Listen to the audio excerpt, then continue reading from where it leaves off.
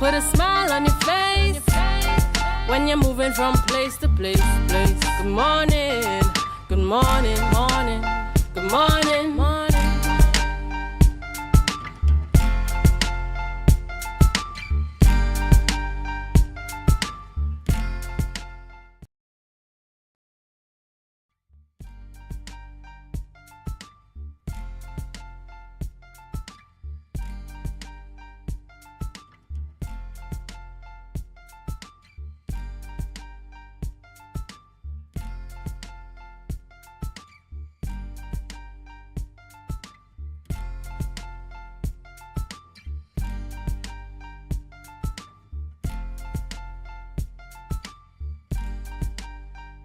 Good morning and welcome to Youth Wednesdays on the Tobago Updates morning show. You're viewing us here live in Port Moresby, Tobago.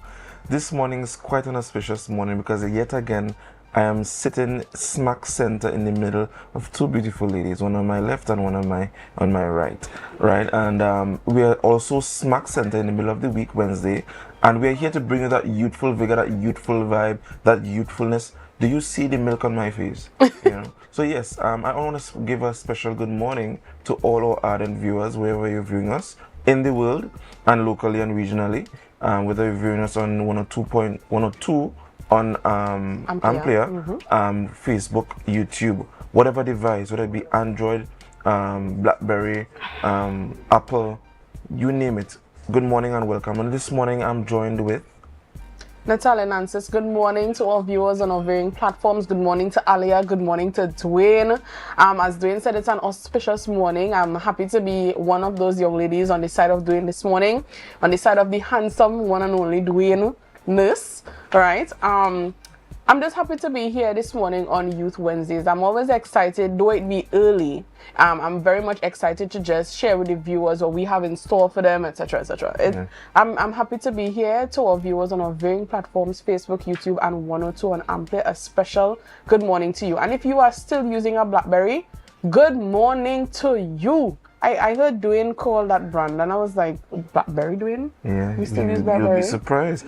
It might be some of the old, diehards, who just can't leave. Loyalty brand. Yeah. Loyalty. But good morning to you, Alia. How are you? Good morning, Dwayne. Somebody didn't get the memo this morning, but I'm glad you did. Really? My eyes. Really? I think you have a camera on me, that's why. I think it might be vice versa. No. Yeah, I think Natalia boosted your ego a little bit. So before we get carried away about who is wearing what, we'll have our news in 90 seconds by Miss Alia Balgobin. Thank you, Natalia. Here's your news for Wednesday, 25th of June. Tobago demands for a fairer national budget share is gaining traction, backed by both the THA and island business sector. Finance Minister Devendra Tanku says the THA $3.71 billion request, representing 5.9% of projected $63.5 billion national budget, will be considered for fiscal 2026.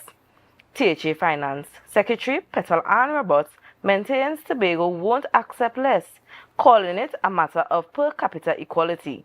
The business community praised the budget support for SMEs, tourism, agriculture, and digital development. Chamber Head Curtis Williams stressed the need for timely, sustainable implementation and reaffirmed support for Tobago receiving its rightful share. After years of on and off talks, the prospect of a Sandals resort in Tobago hangs in the balance once again. Despite renewed interest and unanimous support from the government and stakeholders in April, Chief Secretary Farley Augustine says there is still no word from Sandals Resort. CEO Adam Stewart says and signaled with possible re-engagement, offering to fund the project independently, unlike the original government-funded plan. The resort is seen as a potential game-changer for tourism, jobs, and foreign investment. In the meantime, the THA is pushing ahead with the plans for Marriott Hotel at Back Bay, Tobago. And finally, as preparation begins for the upcoming THA election, the PNM, People's National Movement, Tobago Council, will begin its candidate screening process today. 33 nominees have submitted applications to contest across 11 electoral districts. The screening session is scheduled to begin at 4 p.m. at Jundar Community Center. And that was your news in 90 seconds. Thank you, Alia, for our news in 90 seconds. A lot of information there, I think. And I think that's the main topic these days, you know, the budget that we recently had. Of course, we have a lot of that to discuss today in our show. But before we go to our rundown, I don't want to press the gun too hard. Let's go to everyone's favorite segment of the morning, and that is the birthday segment. So who do we have up first for birthdays? This morning we have Mr. Rod Dick. A happy birthday goes out to you from the Tobago Updates family, and here from us on Youth Wednesdays. Looking strong, man. Right? I do wish you all the best today. I think that is all for birthdays this morning, Alia. For those of you who did not make it, Miss Natalia, we just want to tell them happy birthday to you and enjoy your day. Feel free to drop by 3 slices of cake for us here on Youth Wednesdays. You could put our names on it, right? We do look forward to that. Please remember to put the names. Dwayne will look for the biggest piece and just not really. I don't mind giving you guys the biggest piece. Thank you, Ali. I don't mind giving you the biggest piece. I love the support I'm getting here. You see how it is when you promote, you know, women being at your side. You just take advantage and the one soul man inside. You want it to be smack center between the both of us? Of course, I'm trying to understand providence. What's going on right now. It happened this way, you know, but it's okay. Off the camera, on the camera, we'll say, Dwayne, you'll get the biggest piece. Off the camera, Alia will split it. Just leave Dwayne hanging. That's right. I am watching my sugar intake. You know? All right. So before we continue, of course, we have to give you all the rundown for this morning. So I'll let Dwayne lead out in our rundown. Dwayne, what do we have up first? Who can we expect to see today? Right. So this morning we will be conducting our first interview discussing the budget. This morning we will be discussing with the sister of Mr. Balgovin, right? And we have Ajay Alling as well coming on to talk with us about that budget that was read on Monday. And who do we have next? Up next, we will have, drum roll please. Because we have a packed rundown for them this morning. We do, but you know, a lot of money talks will be happening this morning, and Dwayne will be taking you through an interview we will be taking you through that interview with Leroy George. He's the Public Relations Officer for Trinidad and Tobago Writers Guild, keeping literary trading alive, KLTA. So we'll learn a little bit about that from Leroy George this morning. Looking forward to all of the interviews, right, Dwayne? We are very much excited to bring you these interviews this morning. Yes, we are. All right. So, Alia, Dwayne, before we go, we need to remind the viewers to share the live, share the live, share the live. We'll be right back.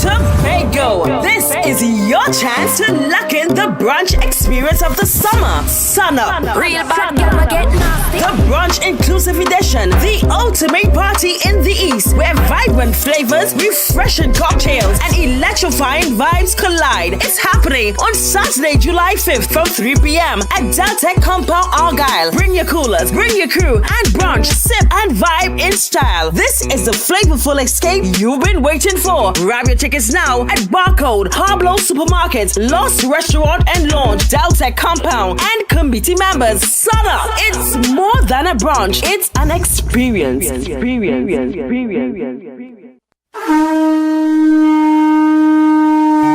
Hello, New York. Are you ready to celebrate the essence of Crusoe land and the culture of Tobago? Well, get ready for Tobago Day in New York City, hosted by the Tobago Empowerment and Alliance Mission, Sunday, August 17, 2025, Nazareth High School Courtyard, 475 East 57th Street, Brooklyn, New York, 12 noon to 8 p.m. We bring the Tobago vibes to the Big Apple. Live music, Tobago food, cultural performances and family fun. So bring Tanty, Granny, the uncle, invite the whole neighborhood. Just bring everybody and bring your significant other too. Come celebrate Tobago Day in New York City, Sunday, August 17th, Nazareth High School Courtyard. But hey, I forget to tell all you, it's we 10th anniversary celebration. For more information, call 929-327-7857 or check Team's Facebook and Instagram pages, Team Tobago Day. Dance Ensemble Tobago presents our signature event, Tobago Dance Sport Championship and Dancing with the Caribbean Stars. Lights, cameras, dance on 12th edition on Saturday the 12th of July, 5 p.m. The Shore Park Cultural Complex Auditorium. See our dancers, all ages, compete in waltz, jive, rumba, salsa, mambo, and much more. Our Dancing with the Caribbean Stars. Who will take home the Mirror Ball Trophy? Mrs. Takiana Ned Augustine, the wife of the Chief Secretary of the Tobago House of Assembly. Miss Lynette Louis, vocalist entertainer. Mrs. Cassandra Thompson Forbes, journalist and Tobago correspondent. Mr. Javon Carrington, founder and head trainer of Dosfit Studios. And Mr. Julian Skeet, administrator and former TV host. After show, dance party with DJ Santa out of Trinidad. Early bird tickets, adults $200, children $75, and general tickets, adults $250 and children $100. Get your early bird tickets now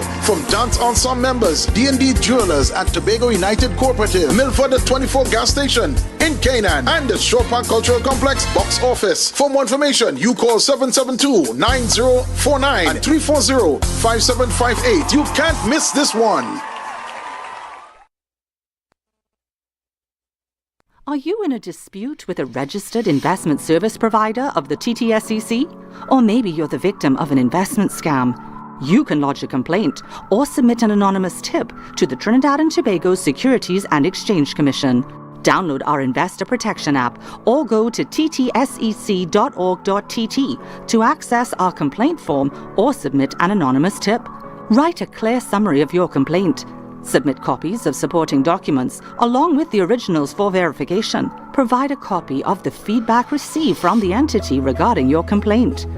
All investor complaints or scam reports submitted by the public are acknowledged and reviewed by the TTSEC. Investigations are pursued based on the outcome of the review. Trinidad and Tobago Securities and Exchange Commission, protecting the interests of investors and the public. You invest, we protect. Everyone benefits. Hair goals, we've got 'em. At S&R Hair Fantasy, we provide a wide variety of quality hair, the latest hair accessories, adult toys, skin lightening products, female underwear, and much more under one roof. Check us out on Shelbourne Street in Plymouth or call us at 317-0808. We're open Monday through Saturday, 10 a.m. to 6 p.m. S&R Hair Fantasy for queens who know exactly what they want.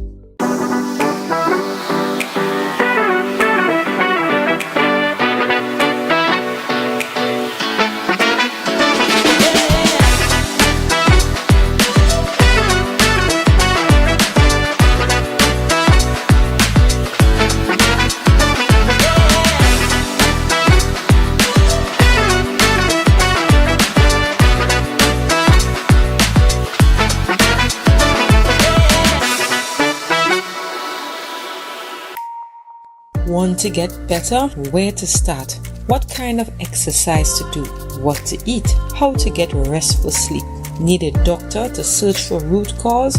Look no further. Come to Majuba Hill Lifestyle Center Foundation at our Wellness Center in Goodwood, or Food Hub in Darrow Springs, Scarborough, or Doctor's Office in Goodwood and Darrow Spring. Contact 49 Swift 4979 438.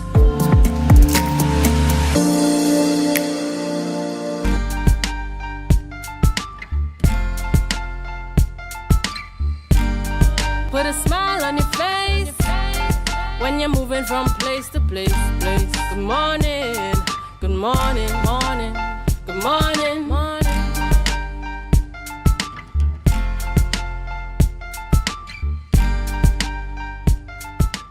Good morning and welcome back to Youth Wednesdays on Tobago Updates Morning Show. You're viewing us here live in Portmore, Scarborough, Tobago.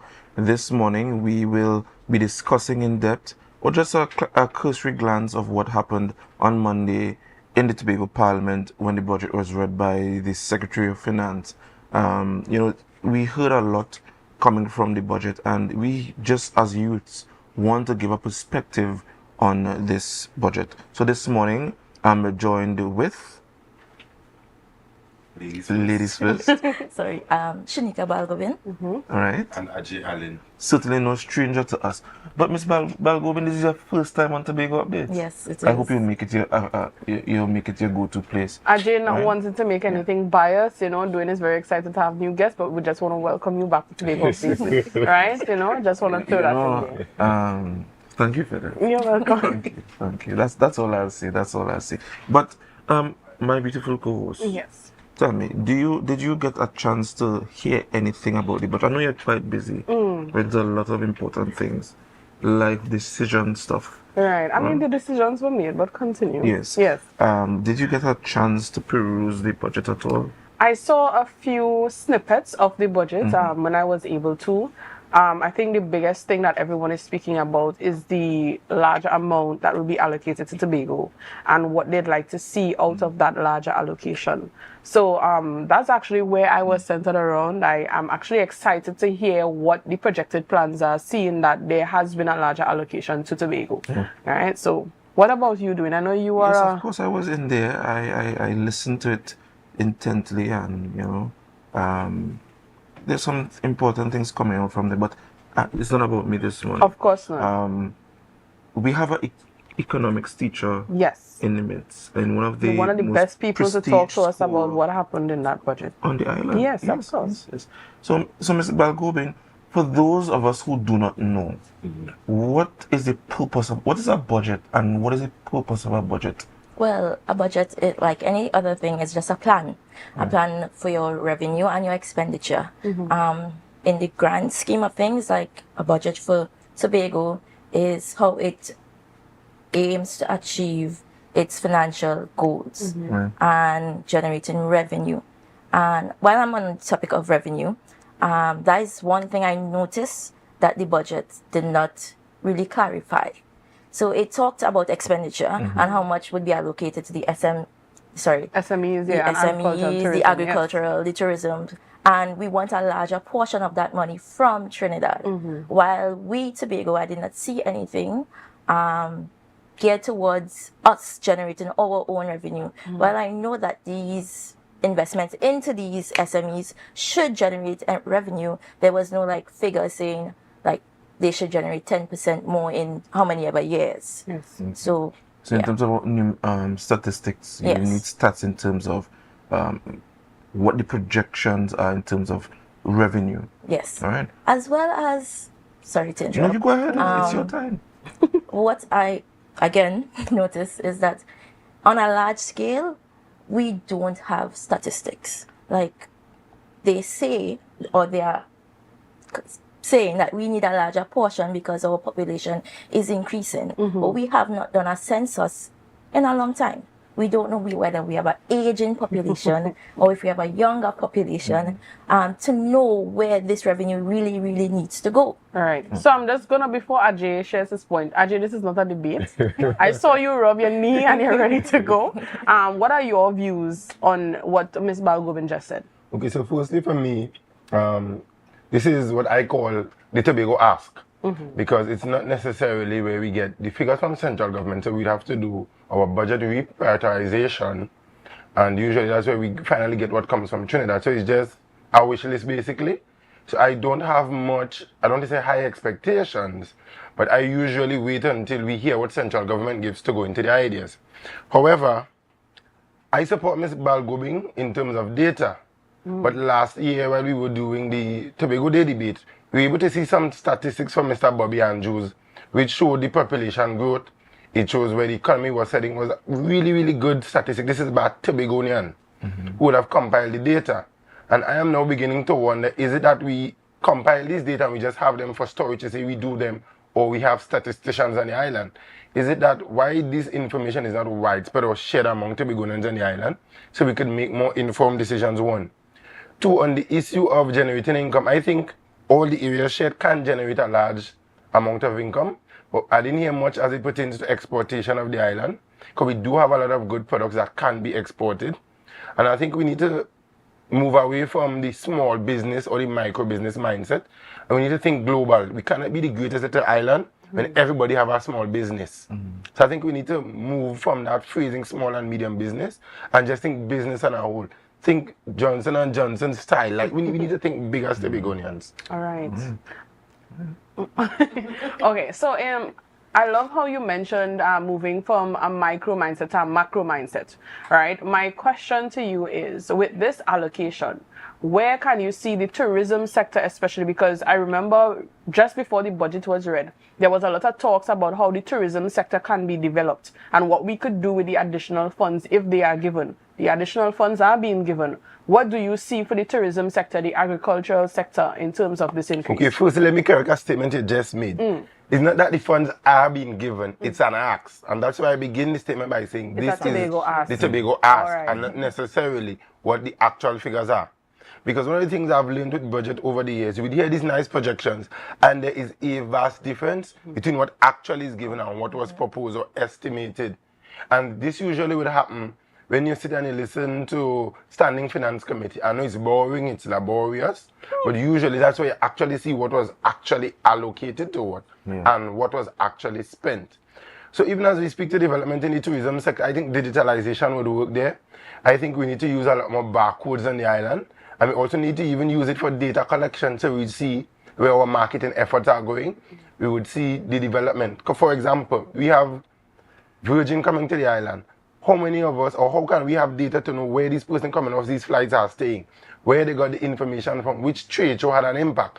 So we don't just spend money vike on some of these projects, but having a robust data collection system, which would be digital, would help us focus more directly on where we see that generation, that income generation coming from. Well, I see you quite nodding your head there. Because I agree, like I said, like I tell my students, you need to have the data to make informed decisions. We don't know what is the foot traffic coming in from the air versus the sea. We don't know which activity, whether it's Tobago Carnival or Tobago Heritage Festival or the Jazz Festival, which one is generating the most income, which is generating the most foot traffic, where these persons are staying. Is it that they're just coming and stay by family? Are the hotel industry is making money? We don't have that information. And to also go into the agricultural sector, I can agree with my person here. We don't have the data to see which crop, for example, would be the most profitable. And again, we need to move away from the local mindset and start exporting. We need facilities to help export, packaging, labeling, having that information. Having that information available to these farmers, because farming is no longer just going and dig. You can do it from behind a screen actually, and we can move away. Technology. Definitely, and AI. Love AI. But we are moving away from that. But persons, students, children are still in the mindset that if I'm going to agriculture, if I'm going to farming, I have to still go and dig. My skin too nice for that. Not even that, they think about how much work they actually have to put into it. Because as you said, agriculture is not just digging and stuff anymore. There are other means of getting things done. Students are still of the mindset that they have to go in the hot sun. They have to pull a fork and a hoe and everything else along those lines.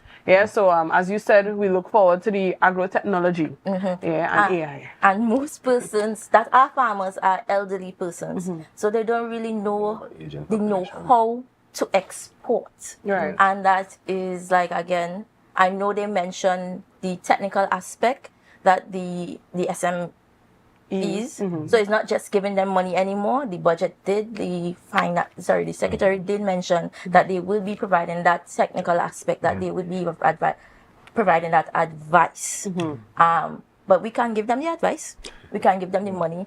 And still, nothing happens.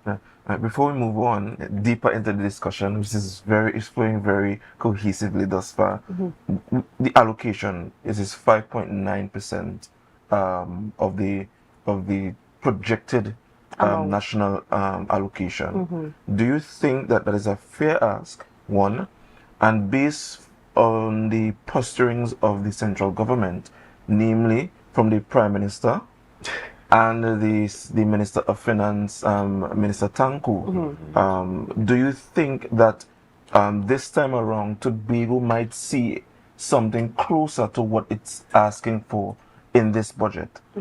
What are your thoughts? I believe it would happen because historically, usually when we have this dispensation of our government, we tend to see a little more finances coming to Tobago. We tend to see a little more development, and if that trend continues, I think we would get more. I'm not saying we will get the 5.9 that we asked for, but I think we would get something more. But sometimes it's not just the more as well. We as Tobagonians, we have to learn to, I don't want to say technical and live long, but we have to learn to multiply investments. We know about earning income, we know about turning over. I mean, Tanti, who running the shop, has the same exact economic skills as someone who has an economics degree. And I think we need to begin to apply some of those same principles and begin to create a turnover in terms of profit. And as Ms. Balgobing was saying as well, we need to not just stick to the old-fashioned format of doing things. And as we trend more to the digital space, I think what we need to now do as well is have that transition taking place. Because I'm thinking now, how do we have a public servant of 30 or 40 years now transition into an AI system or to a system where when you go into the office, it's not somebody sitting and writing in a paper. It's somebody, an automated generated system where the system flows. And probably, I don't know, I could be wrong, it probably would weed out some corruption, I'm not too sure. And probably that could be the kickback. Yeah.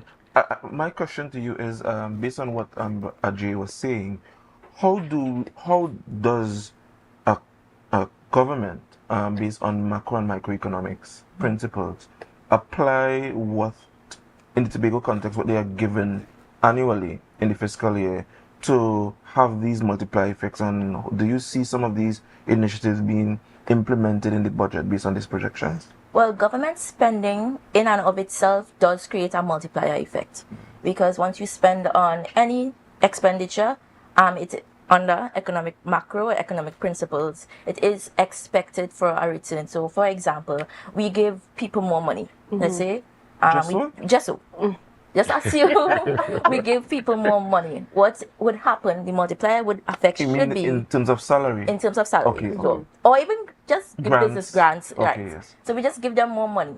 This multiplier effect says that once you receive that money, it is expected that you reinvest it into the economy, which is buying goods and services, because then the businesses would have more money and they would be able to invest it back into their business. Supposed to, again, based on principle. Right. That is not always what happens. What we do, or what we tend to do, and it's very prevalent in our food import bill, that we import a lot of stuff. So the money is not circulating back into the economy, it's going out, which is a leakage out of the economy, actually. So tax, this government, upon coming into office, the new government, central government, seems to have been very lenient, but as it pertains to tax.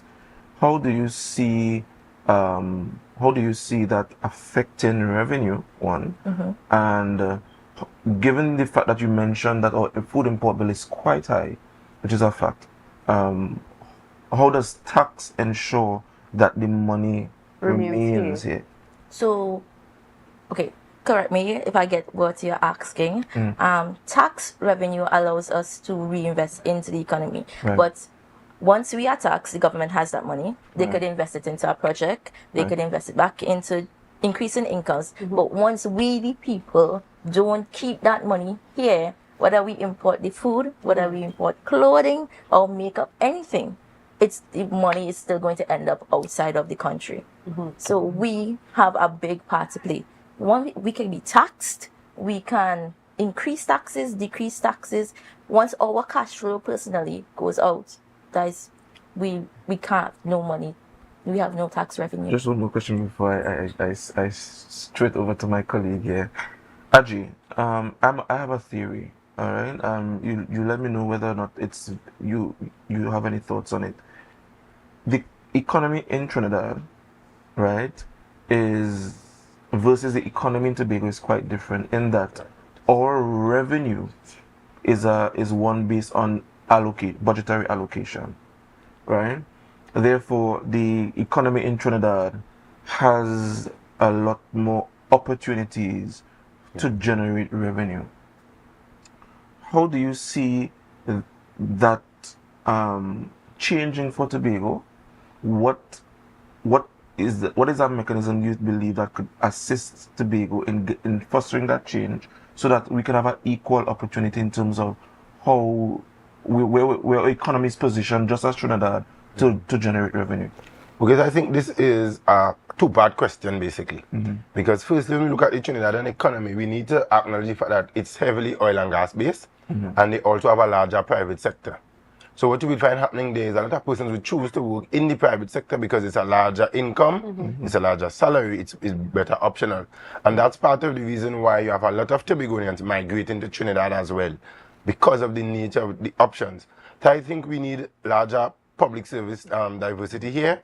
And I also believe, based on the way our economy is going, we need to free up some of the markets from Tobago. So I think instead of having to go to Trinidad, let's say, for example, for Kariri, which is a service that should be provided in Tobago according to the THA Act. By the way, I think we need more options for export generally out there. So we shouldn't be sending things to Trinidad to be tested for exportation.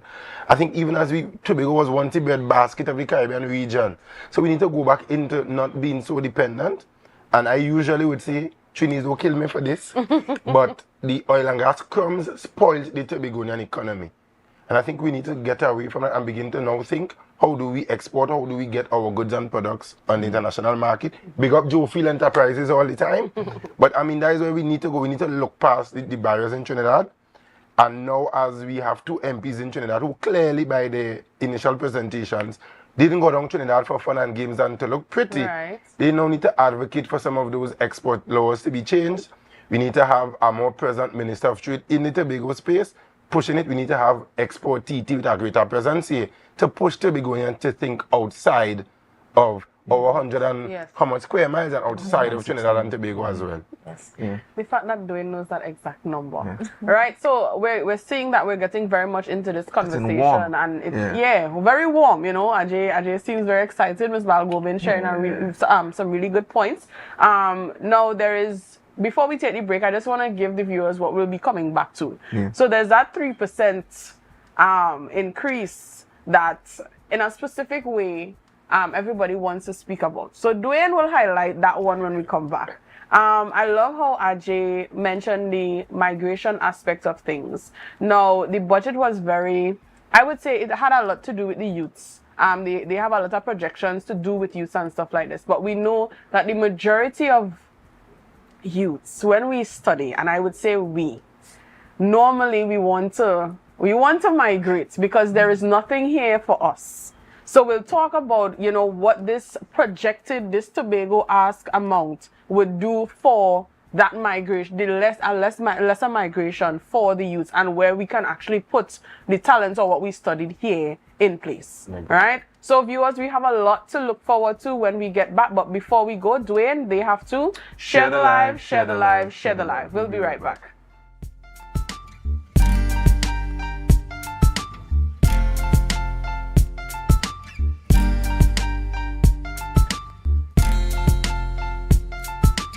When the game is on, you don't want to miss the best moments.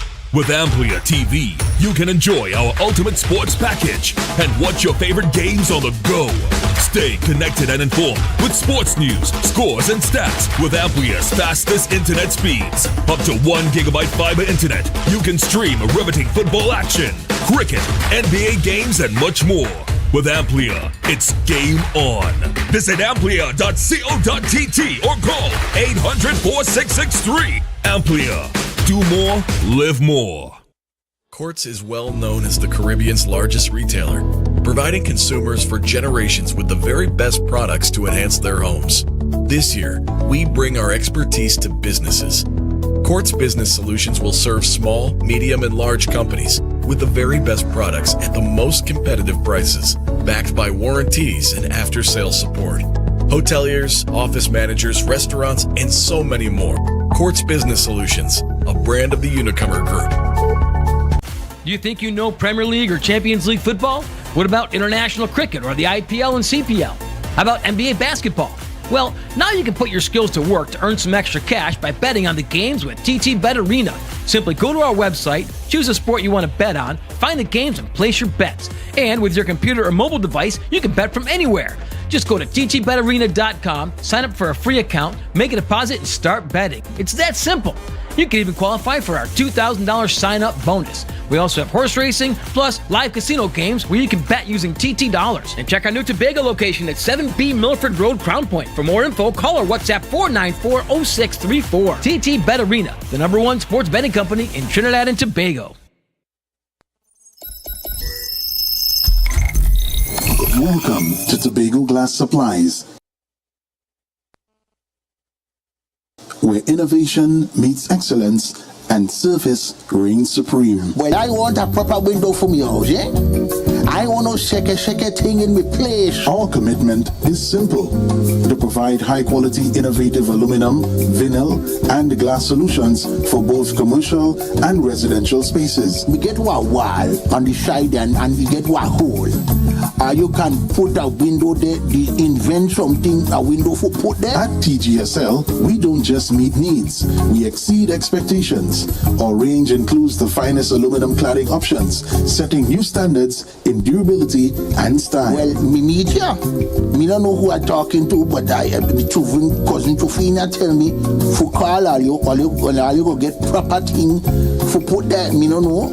Driven by our passion to elevate, we aim to be the leading supplier in the Caribbean market while retaining our identity as a family-owned business. Driven? No, I ain't driving. I get a bus ticket. One of me picnic them go drop me down there. Must bring me down there. Russo Trace Springer down by the page down there. Because at Tobago Glass Supplies Limited, it's not just about products, it's about relationships. It's about you. It's all about me? Who's your family? You know Edna and Dorka and them, you know them, but you resemble them Edward boy and them Edward people them you. Tobago Glass Supplies, Russo Trace Spring Garden, telephone number 639-6266. Innovation, quality, service. That's Tobago Glass Supplies Limited.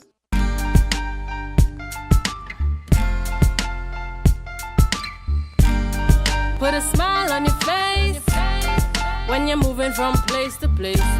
Good morning, good morning, morning, good morning, morning.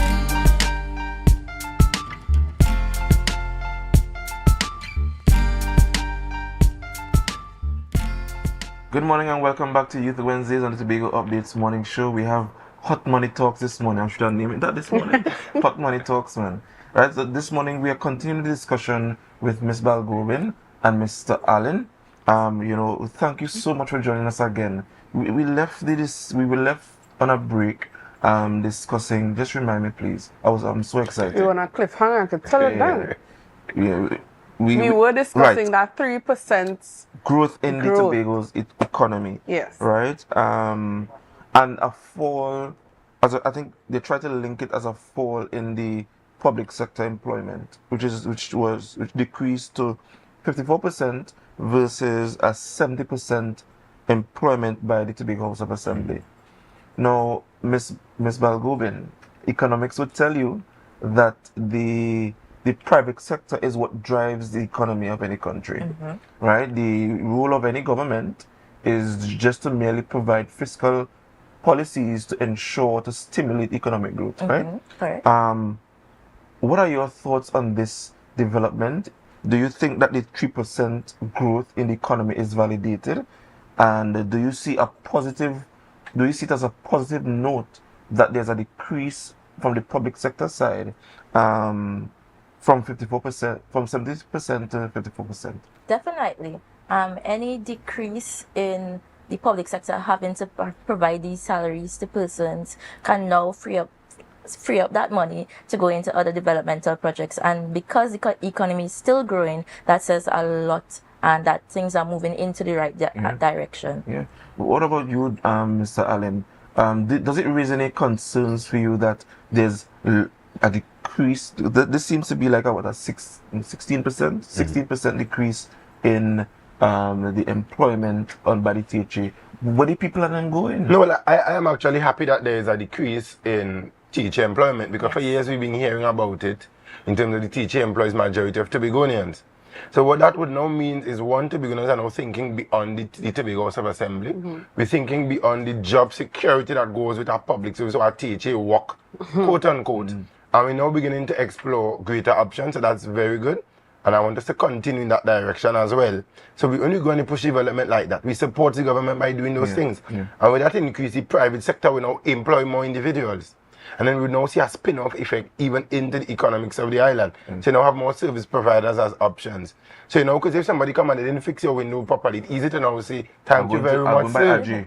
But so, and then it's because it creates competition in this space. We would all remember when TSTT had a Me Too for a particular price. And then as a certain competitor entered the market, we just want an immediate drop in the price. So usually it benefits us as consumers when you have competition in the space. And it's nice to see now that the teachers getting a little bit of competition from the private sector. And I think even in agriculture as well, we should move away from the teacher having to be the main supporter of agriculture. And I'm thinking we could probably have like CPEP working with some of the farmers now. So CPEP could train and build them out, and then send them to work in the farming industry. And then you have a phase where this program should be built out in a way where when you leave the CPEP program, or the morning work program, or the URP program, for example, you're now employed as a farmer. But I think URP does have a farming element. They do have a farming element. I think it's up in Roxborough. Correct. Where they plant and they even sell. Right? I don't know if they turned it into a company, which is what they should do, so they could show. Louisville. Is Louisville? I think it's Louisville. Louisville? Yeah. And let me add a next quick point as well to it. I would tell Tobagonians, we just waste good commerce and we just waste good bacchanal. Tell us because why. I remember the budget spoke to culture and advancing in that space. And I mean, I want to see a Jared Prime or a T-Pack production on possibly, we don't know, the big two politician. I mean, I'm just saying, I'm just making a suggestion. Because no Netflix series, in my view, was better than Turn of the Tide. So I think we need to go back into some of these industries and make some money there. If I'm coming from England, I want to see the Tobago Heritage Festival as in-flight entertainment. So when we negotiate these deals with these foreign companies, let's not just negotiate to bring people as well. Let's have it our in-flight entertainment should be there. I mean, the wines in first class should be main-rich wines. So I think we need to not just think when we go into some of these Tobago chocolate. I mean, so this is how we need to think now as Tobagonians. So when we're making some of these deals and we go to interact with these persons, we shouldn't just go with heritage performers and dancers anymore. E-Pixels, we should have a cartoon on the Tobago House of Assembly and the history of it. I mean, I would have liked to see a whole history on the Assembly Legislature in cartoon form. We saw what E-Pixels did with the last video that the chief recently showed there. I mean, it shows that we have the talent on the island. So why are we not wasting it? And then we have the migration issue happening. Because it just don't feel that we could be creative and we could make things happen. We could do it here. We're living in an age of technology. You know? So, but no, before we go into that migration aspect of it, because I know I mentioned that before we took the break, and it's really something that we need to discuss, the fact that, I mean, you all are saying that we're looking at a decrease in THA jobs and more push to the private sector, but do the degrees that people do, the education that they're doing, does that does that contribute to the private or the public sector more? You know, these are things, yes, Ajay, I see you smiling. These are things that we have to actually look at. But what I want to mention as well, you brought up a lot of ideas that Tobagonians can do to increase our production here, whether it be in the orange economy. Free ideas. Okay, free ideas in the orange economy, in the agricultural sector. But I want to let Tobagonians know, if you are producing a product to be on the international market, it has to keep up a standard. We have this, as you said earlier, there is this local mindset. Mainly, you're putting things on the shelf and you're just expecting somebody to like it and you're just leaving it as that. You're not expecting the majority to actually love what you produce, a brand that you could put out there. So Tobagonians, please, if the ideas are coming there and you are taking them up, you have to produce a standard that the international market would love. Right? That's just my input there. You can take. No, you and you're quite right. Because God forbid that the 16% decline, which represent the persons who no longer work in the THA, are migrating, right? Even if it's migrating to Trinidad, that means less persons operating in the economic space of Tobago, right? My question to you is, Miss, right? How do we protect against, how do we protect employment, especially based on what my colleague just mentioned, in that people choosing degrees and people getting into certain fields that might be lucrative. Just share your thoughts on that. Right. So my thoughts on that is, let me use an example. So I have a colleague who did architecture, and she came back here and there were no jobs, I would say, job availability for her. And in my opinion, I told her, well, create your own firm. And with these monies coming from the SMEs now, she could have been able to create her own firm. What she did was migrate to Trinidad. That offered her the security. So that is a lot of that. And youths now these days are thinking in the mindset of being secure. So that is why they tend to gravitate towards the private sector, even if it's working for someone, or the THA. So where they don't find jobs for the THA or the private sector, what they would do is move out instead of being able to create that own business for themselves, because again, it comes with security. Because you could start your business now, it'd be profitable, but with lack of management, lack of training, a lack of marketing, as I said, because it has to be of a certain standard. The businesses and the uncertainty of the environmental factors like COVID, that comes, and that also goes into the agricultural aspect, because pests and diseases, we have really no control. While we can mitigate it, we have no control as to how to navigate that. And that could be like, let me say, a whole row of lettuce just gone. That was like a month income, probably, depending on the size. But just to say that the security that young persons, even some adults, need, that is what would cause them to migrate to Trinidad or beyond that. And the budget did mention the Tobago Fund, right? Where they would make this investment, have this unsecured loan, through financial institutions backed by the THA for small businesses, small, medium, and large enterprises, right?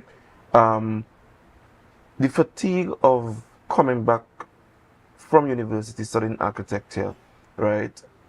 Security, going into business is real. Hence the reason why our young people might want to gravitate to a THA work, right? Because it's secure. Yeah. If I start this business now, I'm not generating no income now. Correct. I can't pay myself for months, right?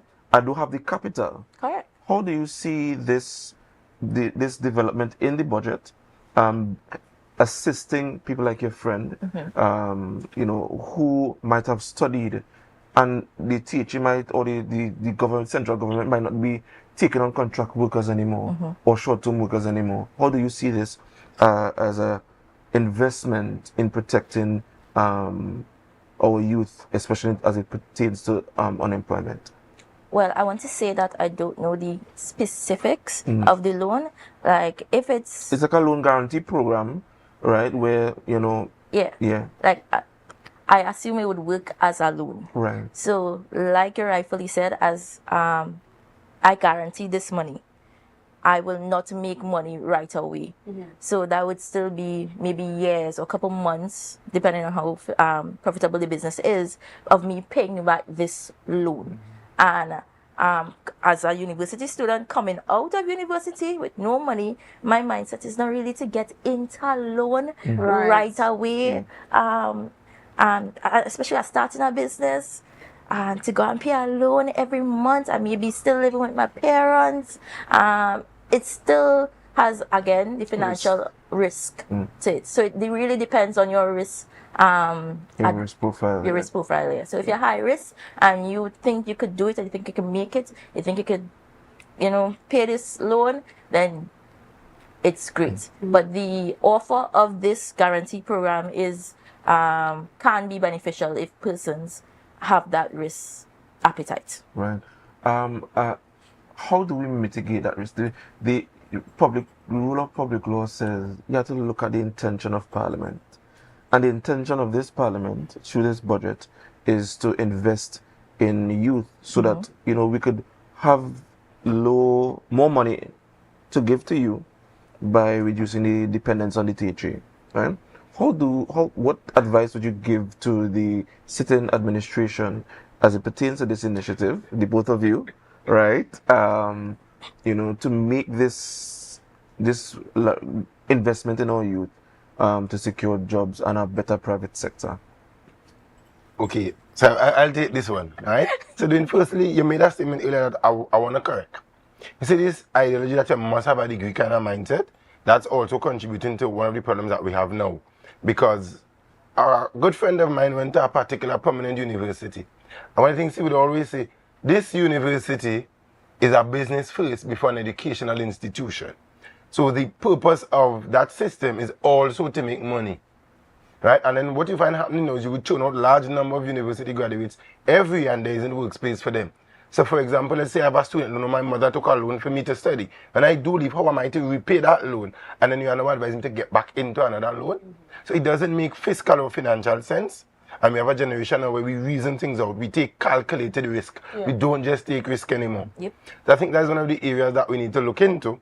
As I think even as we push skills development, we need to have more skills-based universities on island. And when I say skills, I'm not just talking carpentry and masonry. I mean, we need to look into computer programming. We need to look into software development. We need to look into video production. I mean, we have a lot of large businesses that we could look into that are skills-based. Public speaking is also something that we could look into very greatly, motivational speaking. So we need to not just see businesses from that direction. And I think even as we have the loan guarantee, why not we do it into film? Because Tobago has seen a number of programs happening before.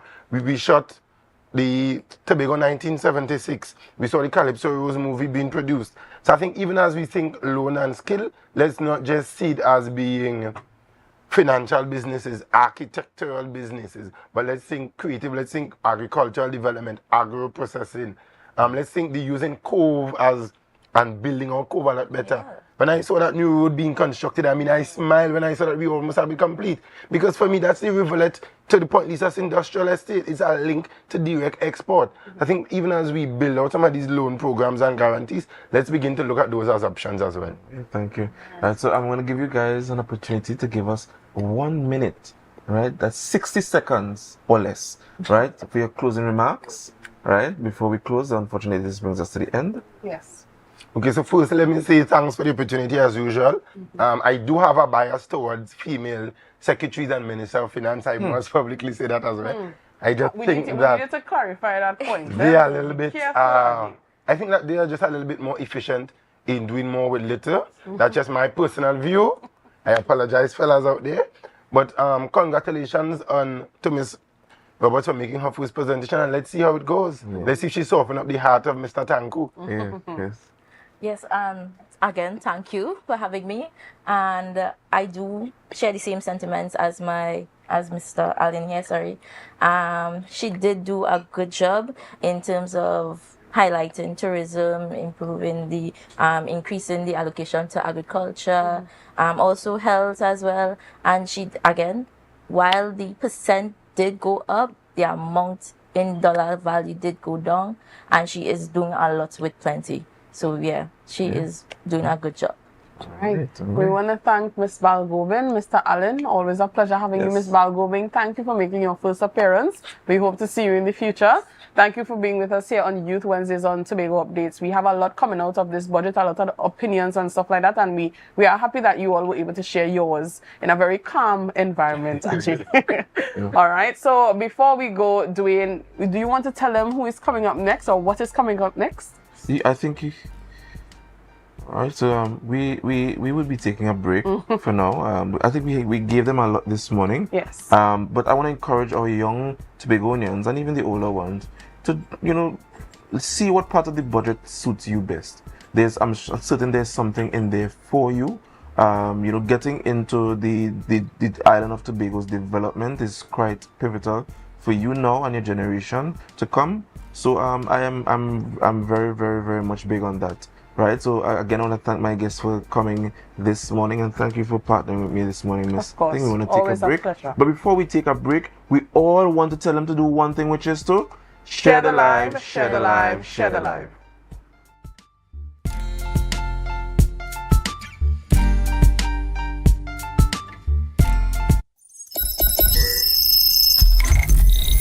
Welcome to Tobago Glass Supplies, where innovation meets excellence and service reigns supreme.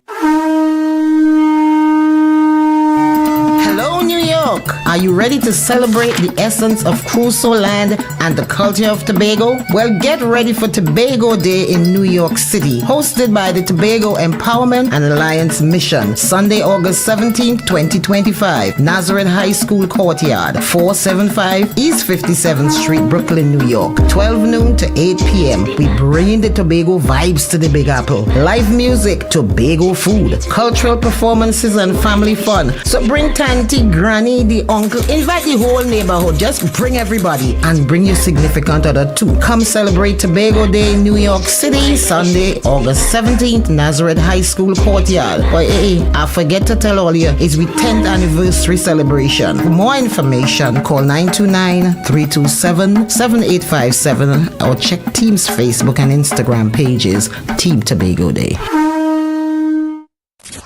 Dance Ensemble Tobago presents our signature event, Tobago Dance Sport Championship and Dancing with the Caribbean Stars. Lights, cameras, dance, our 12th edition on Saturday the 12th of July, 5 p.m. The Chopin Cultural Complex Auditorium. See our dancers, all ages, compete in waltz, jive, rumba, salsa, mambo, and much more. Our Dancing with the Caribbean Stars. Who will take home the Mirrorball Trophy? Mrs. Takiana Ned Augustine, the wife of the Chief Secretary of the Tobago House of Assembly. Miss Lynette Louis, vocalist entertainer. Mrs. Cassandra Thompson Forbes, journalist and Tobago correspondent. Mr. Javon Carrington, founder and head trainer of Dosfit Studios. And Mr. Julian Skeet, administrator and former TV host. After show, dance party with DJ Santa out of Trinidad. Early bird tickets, adults $200, children $75, and general tickets, adults $250 and children $100. Get your early bird tickets now from Dance Ensemble members, D&D Jewelers at Tobago United Cooperative, Milford the 24 gas station in Canaan, and the Chopin Cultural Complex box office. For more information, you call 772-9049 and 340-5758. You can't miss this one.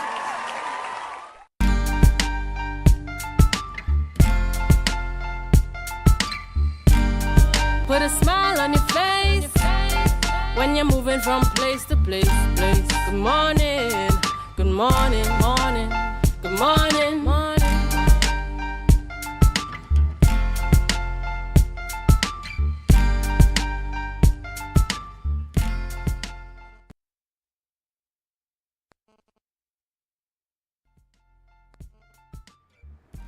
Good morning and welcome back to Youth Wednesdays. And all good things must come to an end, unfortunately. But just the end of Youth Wednesdays, we will be coming on next week with them. Of course. This morning was quite an important topic. I really enjoyed, the mindset of our youth. My counterparts, I'm young still. What are your hopes in light of this budget? So I know that we had a very in-depth conversation on air. For those of you who are watching, Ajay and Miss Balgobin, they brought out a lot of ideas that can come across from youths, from our economy and a whole, moving from this kind of local mindset into something that, benefits Tobago internationally. So I would like to see some of those ideas actually come to light. I was sharing off camera, of course, something with Dwayne, and that is I would like to see that the government actually prioritizes using that money for those projects to come through. I know in the past they would have promised certain things and it had to break down because of whatever expenses were put on them from previous governments before them and stuff like that. So I would just like to see them actually have this budgeted plan so that those expenses can be taken care of, because we don't want to end up in somewhere in a negative space for Tobago, but we also want to have that good projection, that positive projection going forward. And we could only do that with, using and budgeting the money well. So that is actually what I'd like to see. So I heard in the budget that would kind of speak to that she used a matrix called selective.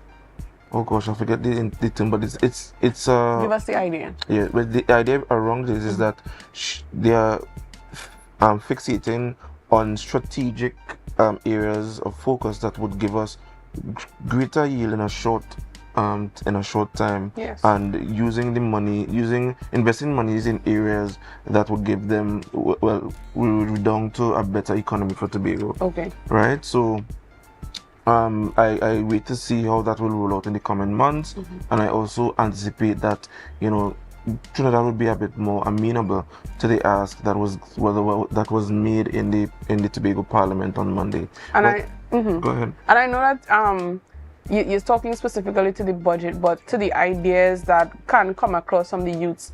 When I was choosing my degree, I know Ajay said sometimes you just need to not look at that. But when I was choosing my degree, I looked at what the economy or what the space needed before choosing.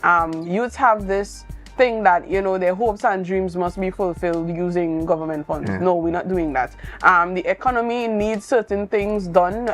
We have to be honest about that. We lack a lot of things on the island. What can you do to help the economy? What can it profit you in the long run? What benefit does it bring to Tobago? That's just what I want to tell you. Just look at the economy and see what we need instead of trying to just bring this random idea out and expecting everybody to support you. So I agree with you. And what I want to say is just ask yourself, can my degree make money? That's all. That's all. All right. So the producer is giving us the wind up. He has a belt there. I don't know who you want to hit with that. However, we want to thank you for joining us this morning, our ardent viewers and our supporters. Just remember to share the live, share the live, share the live. Stay tuned for GMT up next with Miss Chanel Felix.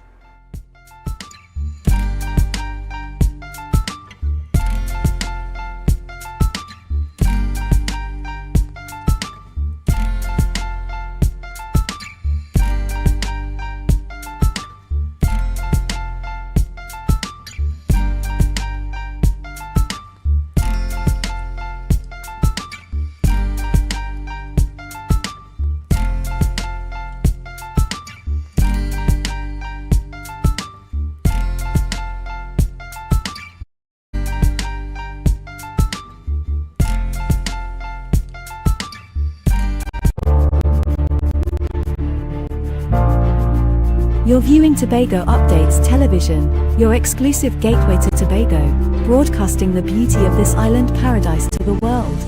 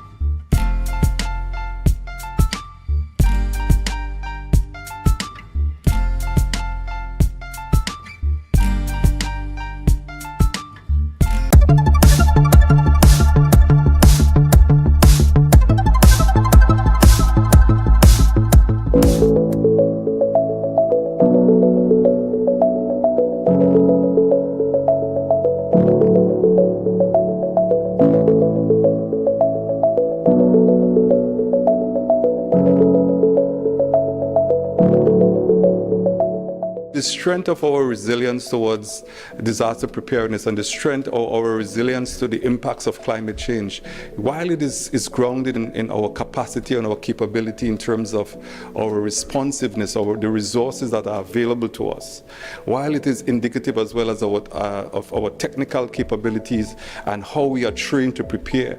But I want to tell you this morning that our resilience is also grounded in the fact and also largely dependent on how much we can collaborate with each other. But when we look at our landscape, on our inner cities and also our rural communities, they are highly vulnerable to hydrometeorological events.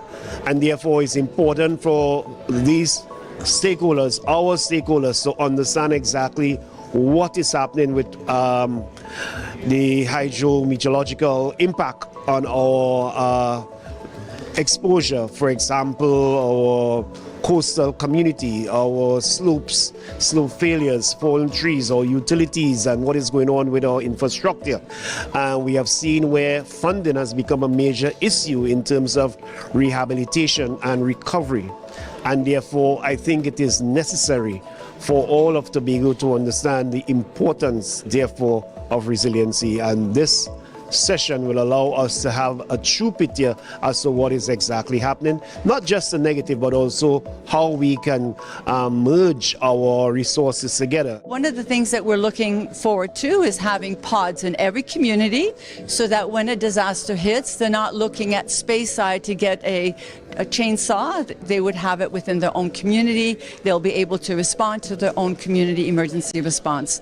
So another thing, as Daryl was mentioning, was making sure that we know who are the vulnerable within our community, where is the loose roof that's in our community, so that we know even beforehand how we can address these issues. I am a returning national. I recently came back to the island, back in April, and I wanted all the information that I could get, really, because I'm worried about what I don't know. And so far, it's a lot. So it really is about the information so that I could be prepared for what is to come. I'm so glad that I'm here, and I've already picked up a few things that I need to actually learn some more about. So I think they're absolutely vital.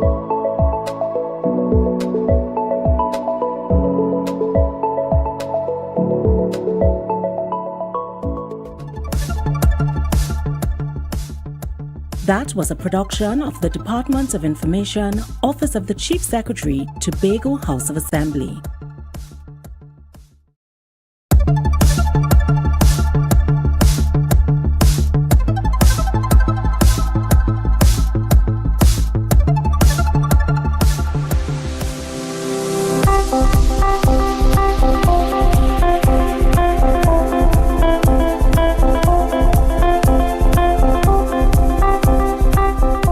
Pertain to the primary preliminary, the training session is to just ensure that the students are aware of what the procedures of the sittings are. That is how they address the chair upon arrival, how it is that they address the chair when they leave, that they are familiar with the standing orders that they need to use, that they are aware of how the sitting flows from the time a motion is moved, from the time a motion is proposed, and from when the question is put and voted upon.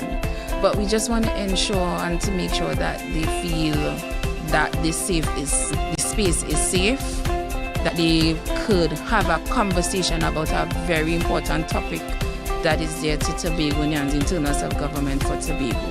And this experience would help them in time to come. This year for them, they had the opportunity to speak with the Chief Secretary, so he was our subject matter expert. So they was able to ask him questions and autonomy, what they think his personal views are on some of those matters.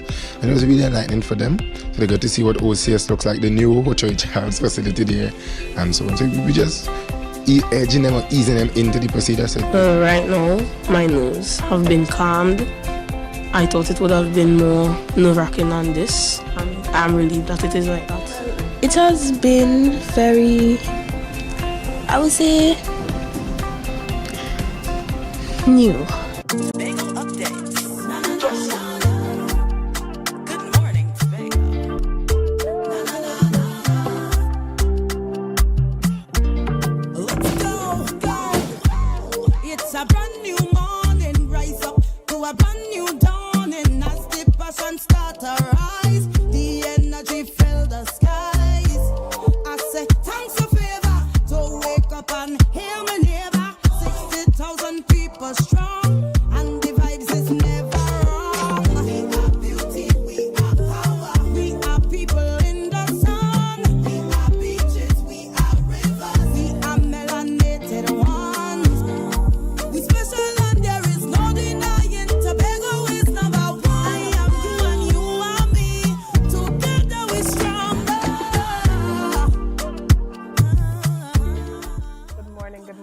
welcome back to Good Morning Tobago right here on Tobago Updates. I am your host Chanel Felix, and you know whenever you see me sitting here it's because we're about to have those conversations that you want to have while I ask those questions that you want asked. But before we get into this morning's interesting topics and conversations, let's have our news in 90 seconds. Tobago's demand for a fairer national budget share is gaining traction, backed by both the THA and the island's business sector. Finance Minister Devendranath Thakur says that the THA's 3.7 billion request representing 5.9% of the projected 63.5 billion national budget will be considered for fiscal 2026. THA Secretary Petal Roberts maintains Tobago won't accept less, calling it a matter of per capita equity. The business community praised the budget's support for small and medium enterprises, tourism, agriculture, and digital development. Chamber head Curtis Williams stressed the need for timely, sustainable implementation and reaffirmed support for Tobago receiving its rightful share. Additionally, after years of on and off talks, the prospect of a sandals resort in Tobago hangs in the balance once again. Despite renewed interest and unanimous support from government and stakeholders in April, Chief Secretary Farley Augustine says there's no word from Sandals Resort. CEO Adam Stewart had signaled possible re-engagement, offering to fund the project independently, unlike the original government-funded plan. The resort is seen as a potential game-changer for tourism in Tobago and for foreign investment.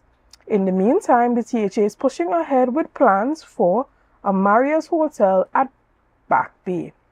And finally, as preparations begin for the upcoming THA elections, the People's National Movement, PNM Tobago Council, will begin its candidate screening process today.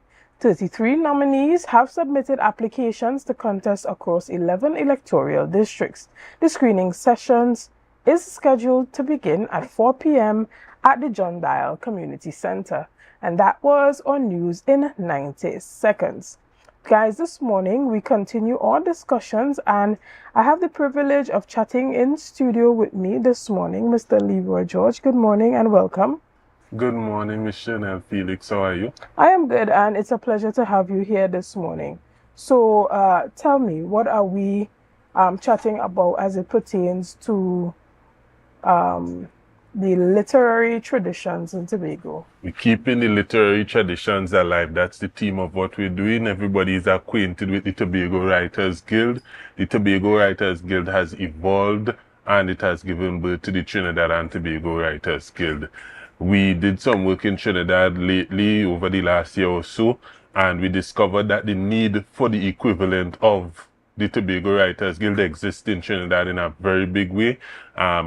Could talk about that lengthily, but however, I want to get to exactly this point. The Trinidad and Tobago Writers Guild will be working with the Tobago Festivals Commission, and we will be a part of the calendar. I think the calendar came out already. You'd see quite a few events from the Tobago Writers Guild, a series of workshops, and these workshops are really star-studded. When I say star-studded, if you are intending to be a writer of any sort in Tobago or Trinidad, you want to be attending these workshops. They're going to be at the Scarborough Library in almost all the cases except one case, which part as one of the 2 script writing workshops is going to be taking place at the Shore Park Multicultural Complex, and that is the one that would be headed by Mr. Gerard Primer. But besides that, we also have Mr. Horace Wilson. Everybody knows Horace Wilson if you're really into acting, etc., because he would have been one of the producers or the main guy in the making of Turn of the Tide, probably the greatest piece of work in terms of acting coming out of Tobago. We have Cleon McPherson. He needs no introduction to those who are into poetry. And so obviously Horace will be doing a workshop on script writing. This one here is going to be free. This is going to be the first one. It's going to be on July the 5th, and it's going to be running from 12 p.m. to 2:30. And this one here is specifically for students, and it's going to be completely free. All the other workshops are going to cost $100. When it comes to Cleon McPherson, he'll be the very next day, July the 5th, from 9 a.m. to 12 p.m. And he, of course, will be doing poetry and spoken word. I could talk about all the accomplishments of Cleon McPherson, but I think most Tobagonians who are into that world of writing, etc., already know. I should point out that this is open for even those who just thinking about being writers, etc., and not a stranger to your viewers at all, because she is a journalist here, and persons would know her from the show Book Club Corner, which was running for quite a bit of time. I think it'll probably be running into the future also. Jewel Green George, she's going to be doing book marketing for entrepreneurs. She's gotten a lot of praises from persons like the former mayor of Port of Spain, Louis Leasing, who wrote his book Closer to God, Further from the Church, etc., because she would have helped him to promote his book, and the list of persons who should have helped in that regards is, we could be talking about that for another week or so. Marsha Gomes McKee is somebody who is going to be next, right? She would be on July the 9th, from July the 12th rather, from 9 a.m. to 12 p.m. and she'll be doing fiction writing. I met Marsha Gomes while doing the lecture series. We did a lecture series in Trinidad on the logos, and she's doing a lot of exciting work with a lot of fictional characters, etc. She's a full-time writer, so that is an important thing. If you know you want to be a writer, if you have ambitions of being a writer like full-time, these are the people who know how to get you to that point. Excellent. And so you definitely want to be a part of that. Also, we have Rhonda Garcia. That is the last person to make mention of, because I think I made mention of Jared Primer. Rhonda Garcia won a Nebula Award for sci-fi. If you're one of those people into sci-fi, you know what Nebula Awards are. It's basically like right up there with, you know, the Academy Award. That is probably the most equivalent thing to it, etc. That will be on July the 17th. So you could just check the Trinidad and Tobago Writers Guild Facebook page. You'll be able to see how you could sign up for it, and also you'd be able to see everything else that I wasn't able to make mention of. Or if you want to sign up for it, you could go to the Tobago Festivals Commission building right here in Scarborough, and they will give you paper. You could sign up. It's $100 for everything except the one free workshop. Excellent. Thank you for coming this morning and letting us know about all that's happening as it pertains to the partnership with the Writers Guild. Now expanding to Trinidad and partnering with the Tobago Festivals Commission. And before you go, just tell us why it's so important for persons to come out and support these workshops, and why this partnership with the Tobago Festivals is so important. Well, supporting the workshop is important. The workshop supporting you is more important. It is important because Tobago, we are artistic people. That is the reality of the situation. We are artistic people stuck in a public sector world for whatever reason, and so many people want to really be able to express themselves through writing, through poetry, etc. It brings happiness, it brings joy, all of that, and it brings money. It brings money for those who become successful, and obviously these are the most successful people. You have people like who are just Jared Primer. He's the CEO of TPAC, etc. This is something that has success in it. So you're doing it for yourself more than you're doing it for Tobago, for the Tobago Heritage Festival. And yes, of course, it is important. You have that third sector, the NGO, which is NGOs working with the government. So now that we're working with Tobago Festivals Commission, I think this is the first time in a long time we've done anything with THA. That is obviously important for obvious reasons. Excellent. Well, we want to thank you so much for coming on this morning. And viewers, we're going to take a quick break right here, and we'll be back right after this. See you soon.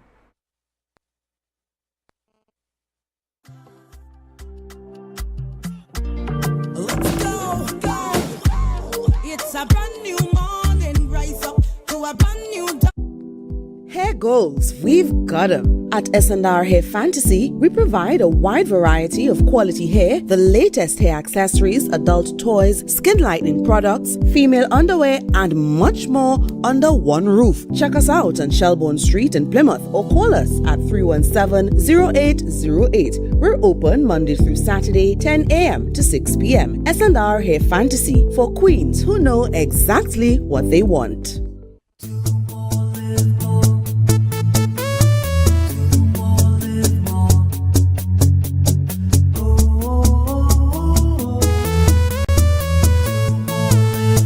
This is how it's gonna go.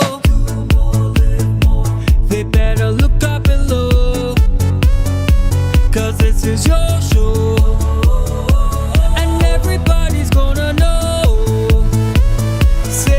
to them once again.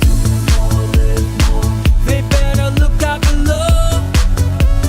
This is your show, and everybody's gonna know. That's how it's gonna go. They better look out below, 'cause this is your show.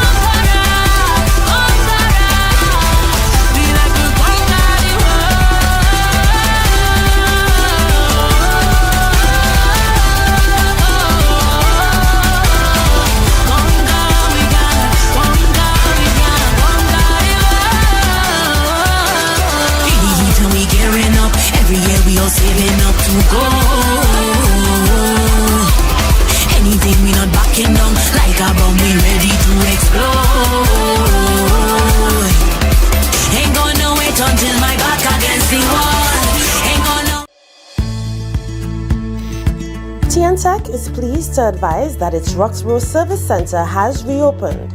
Starting Monday, 10th March, customers can once more visit the Roxborough Administrative Building to pay TNTech bills, request new connections, and more. TNTech, powering the nation into the next generation. Want to get better? Where to start? What kind of exercise to do? What to eat? How to get restful sleep? Need a doctor to search for root cause? Look no further. Come to Majuba Hill Lifestyle Center Foundation at our Wellness Center in Goodwood, or Food Hub in Darrow Springs, Scarborough, or Doctor's Office in Goodwood and Darrow Spring. Contact 49 Swift 4979 438.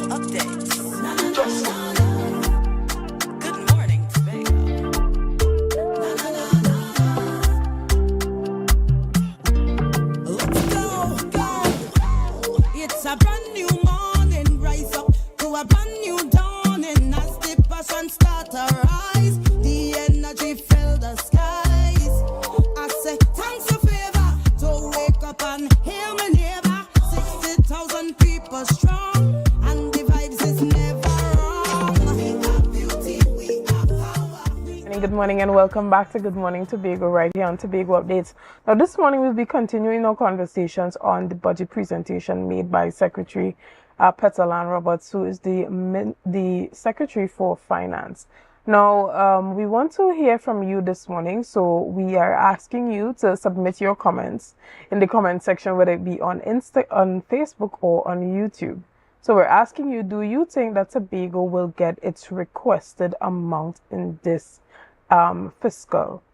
Do you think Tobago will be getting its requested amount for the 2026 fiscal year? And so we want you to let us know if you think that this new administration at the central government would have a positive impact on what Tobago gets from the national budget. A lot of persons are anticipating that Tobago may get more, but not exactly what it has requested. But we've heard from the Secretary for Finance saying that Tobago will not accept anything less.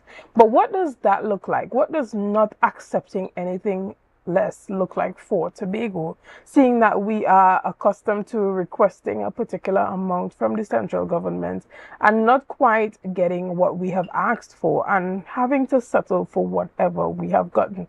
So what does not accepting less look like? This morning we're going to be chatting with the chief technical advisor, that is Anselm Richards, who will be joining us very soon, and I guess that he would be able to help us answer these questions. What does not accepting less look like for Tobago? Now, again, we want to hear from you this morning. Tell us, I'm reading the comments this morning. Do you think that Tobago will receive its requested amount for fiscal 2026? Let us know. So we're looking forward to hearing from you. Guys, additionally, this morning, we also want to remind you that yesterday, the Office of the Chief Secretary would have done an announcement for its POSH program, which is the Public Officers State Housing, Social Housing Program. So that would have allowed for, persons to apply for state land or housing. And yesterday there was an announcement done for all the persons who were in the first phase of that program and who would have received or will be receiving lands at the core land estate. So if you or anyone you know have applied for that program and you are not sure if your name was chosen, you can go on the Office of the Chief Secretary's page on Facebook and you will be able to go back and listen to that live stream, or just look at it right here on Tobago Updates. We have streamed it yesterday and you'll be able to see if you or anyone you know has been called or would be able to access that first tranche. Also, you would be receiving an email very soon from the Office of the Chief Secretary. Guys, we're going to take a quick break right here and we'll be back right after this as we continue our discussions on Budget 2026 with Mr. Anselm Richards. See you soon.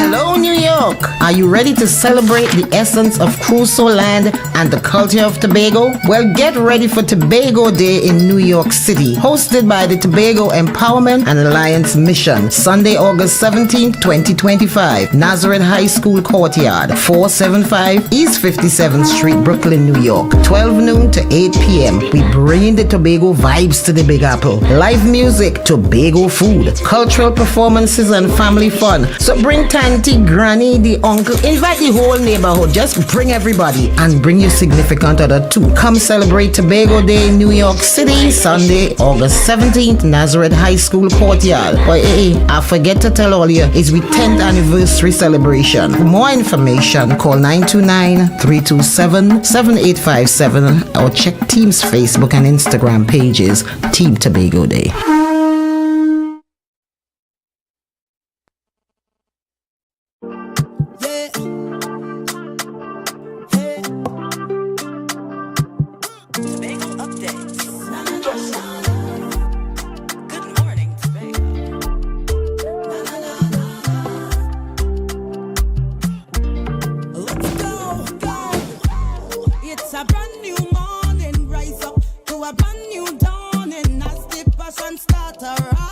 The energy fill the skies. I say thanks for favor to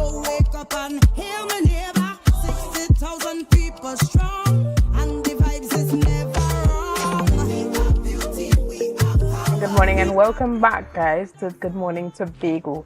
Remember, I promised that this morning we will be chatting with the Chief Technical Advisor, Mr. Anselm Richards, as it pertains to that 2026 budget. Now, you know, there's this saying, heavy is the head that wears the crown, and you have been a part of the technical team at the Division of Finance along with Dr. Hazel and a number of other technocrats who have worked diligently in putting together the 2025 budget presentation for fiscal 2026. Tell us about some of the work and the research that has gone into presenting what Tobago has seen on Monday from the Secretary for Finance. Yeah, well, thank you for having me. The work started 3 years ago, because when coming into office, we had to develop a new strategic development direction for the THA, in keeping with the ambition that the Chief Secretary and Tobagonians are buying to in making Tobago the greatest little island on the planet. And coming out from that, we did a review of all the development plans that were prepared and accepted for Tobago since 1963 following Hurricane Flora. And what we found is that 85 to 95% of the prescriptions that were embedded in those plans were not implemented. And then we recognized, well, look, we had an implementation deficit in Tobago as far as development planning and plans were concerned. And therefore, we did not really need a new development plan, but a strategic framework to move the island development in a particular direction, which is to become the greatest little island on the planet. Henceforth, we developed the development pathway, and we established 21 development agenda priority, and we have been building that development strategic framework going forward for the last 3 years. So we are at the point now in fiscal 2026 where we can start operationalizing the plan. And therefore, that's why the budget is anchored, the prescription and the policies and the socio-economic projects and the outcomes are tied to the development priority agenda that are nested in the development pathway. So that's really the framework. So we have been doing the research, and incrementally we have been talking to some of the things that we have been doing since the first budget presentation and where we wanted to go with autonomy, resilience and sustainability, unlocking Tobago development as the last theme. So if you follow the conversation over the last 3 years, you will be picking up the work that have been taking place, and therefore we're at the point now where we can really come, as we did in the budget presentation, and present a very clear plan, a very, very clear plan, telling the international community and our clients and right holders, Tobagonians, clearly what we propose to do in fiscal 2026 and what areas we are focusing in and why we are focusing in it and what our strategic outcomes are targeted to. For instance, we want to grow the GDP contribution of the tourism sector from 14% to 30% by 2030, sorry. So we are clear in the direction in which we want to go and how we want to get the work done. Excellent. And we have had or heard positive responses from the business community in Tobago here as it pertains to them, accepting what was presented on Monday and saying that, it is a positive outlook for the future of Tobago. As it pertains to current affairs, we heard from the Chief Secretary indicating that he has not heard from Sanders since this new administration has come into power, since we can say post-election. We haven't heard from them. And that was anticipated to be one of those, a high-ticket item or big-ticket items that would help to push the Tobago tourism sector forward along with the new airport. A huge part of your budget this year, presented by the Secretary, focused on tourism and boosting tourism. Now there is already the Marriott project that's happening in Back Bay. But what other alternatives are there in place if the Sanders deal does not come to fruition? Well, the Sanders deal is something that we are eyeing as an option to increase the high-level accommodation that is desperately needed in this space. If you go back to the budget, you will see that the administration have openly stated that it is going to promote and support the development of high-end accommodation on the island. So that's the policy of the administration. So any entity or individual who has the resources and is desirous of investing in those kinds of projects in Tobago, the current administration of the Tobago Assembly have said to the world, we are open for business, you are welcome. So that's a policy prescription, that's a policy position of the administration. So we are open for any business that bring that kind of direct foreign investment into the space. It is stated in the budget that we are going to promote and support these high-end accommodation projects. The THA is a bit restricted, and we spoke to it in the whole fiscal anchoring section of the budget. We are really restricted in our ability to offer incentive to foreign investors. That has to come through the national government, because we have no legislative or constitutional authority over giving people tax holidays, exemption from duties to bring in those kinds of equipment and other items that will go with developing a tourism facility like that. So that has to come from the central government. So it will be a real partnership, a deliberate, concerted effort partnership with the THA and the central government to ensure that these developments take place in Tobago. But the THA has signaled through the Secretary of Finance in the budget statement that Tobago is open for business where high-end accommodation projects are concerned. They are prepared and ready to support these projects to the extent that they can, given their legal remits. Right. And even as we look at the statements made by the Secretary for Finance, she made a bold statement in saying that Tobago will not accept anything less. What does not accepting anything less look like for Tobago? Well, what that means is that the THA has taken a resolved position that this is the minimum that we are entitled to, and we are going to advocate as strongly and as relentlessly as possible to ensure that what Tobagonians are entitled to are afforded to Tobagonians to advance their socio-economic reality. It's the reality of the situation, right? So in a situation where Tobago gets an increase, which is anticipated, persons are anticipating that this new administration at the central government level will increase the allocation, but may not give Tobago exactly what it's asking for. Well, there are two things, right? There is the mandatory share that is consistent with the DRC resolution, right, which sets up the minimum and maximum share based on the 2000 DRC ruling. And as I've been advocated over time, the minimum share of the DRC at the time in 2000 was the per capita, the population share, the Tobago population share of the national population, which at the time was 4.03. The data have shown, the population data have shown that the Tobago population is now 5.1% of the national population, and therefore in keeping with the DRC framework, our minimum share of the budget should be 5.1%, right? And that's the baseline share. Now let me make this point. If you recall, in 2021, when we had the 6-6 tie, the central government through the parliament legislated an increase in the size of the government of Tobago from 12 seats to 15 seats, which is a 25% increase, based on the report of the Election and Boundary Commission, which said that the Tobago population has increased and there is enough people or residents on the island that warrants an increase in the size of the government, and they have increased the size of the government by 25%. So if you take 25% of 4.03, it moves you to 5.1.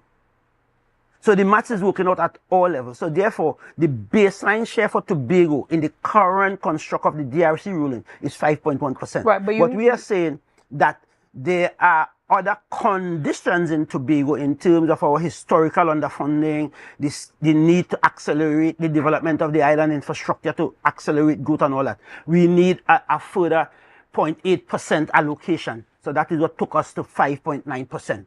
to drive our development agenda for fiscal 2026. Right.